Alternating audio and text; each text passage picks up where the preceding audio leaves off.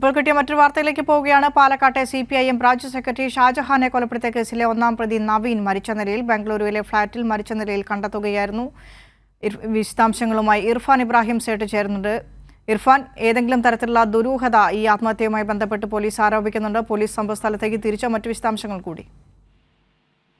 ഈ സംബന്ധിച്ച് ഒരു ദുരൂഹത ആദ്യഘട്ടത്തിൽ പോലീസ് സ്ഥിരീകരിച്ച് നൽകിയിട്ടില്ല. സംസ്ഥാന അന്വേഷണം നടക്കുന്നുണ്ട്. ഏത് നിലയിലാണ് അദ്ദേഹം മരിച്ച നിലയിൽ കണ്ടത്, ഏത് സാഹചര്യത്തിലാണ് എന്ന രീതിയിലുള്ള വിശദമായ അന്വേഷണം നടക്കുന്നുണ്ട്. ബാംഗ്ലൂരിലെ ഫ്ളാറ്റിലാണ് അദ്ദേഹത്തെ മരിച്ച കണ്ടെത്തിയതെന്നാണ് പോലീസ് പറഞ്ഞത്.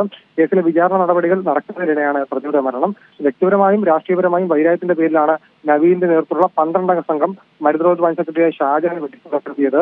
ഈ 1 മുതൽ 8 നവീൻ ഉൾപ്പെടെയുള്ള 1 മുതൽ 8 വരെയുള്ള പ്രതികൾ BJP അനുഭാവികളായിരുന്നു എന്ന നിലയിൽ കസ്റ്റഡി അപേക്ഷയിലും പറയുന്നുണ്ടായിരുന്നു. അതായത് ഈ നവീൻ BJP അനുഭാവിയാണ് എന്ന നിലയിലാണ് പോലീസിന്റെ കസ്റ്റഡി അപേക്ഷയിൽ പറയുന്നത്.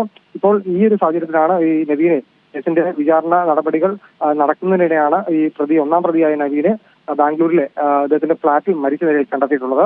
ഇതിനെ സംബന്ധിച്ച കൂടുതൽ അന്വേഷണങ്ങൾ നടന്നു വരികയാണ്. വരും മണിക്കൂറുകളിൽ കൂടുതൽ വിവരങ്ങൾ നൽകാൻ കഴിയുമെന്നാണ് പ്രതീക്ഷിക്കുന്നത്. വിരിശ. ശരി, ഇർഫാനാണ് വിശദാംശങ്ങൾ നൽകിയത്. പാലക്കാട്ടെ CPIM ബ്രാഞ്ച് സെക്രട്ടറി ഷാജഹാനെ കൊലപ്പെടുത്തിയ കേസിലെ ഒന്നാം പ്രതി നവീൻ മരിച്ച നിലയിൽ ബംഗളൂരുവിലെ ഫ്ളാറ്റിൽ മരിച്ച നിലയിൽ കണ്ടെത്തുകയായിരുന്നു. പോലീസ് വിശദമായ അന്വേഷണം ആരംഭിച്ചു കഴിഞ്ഞു.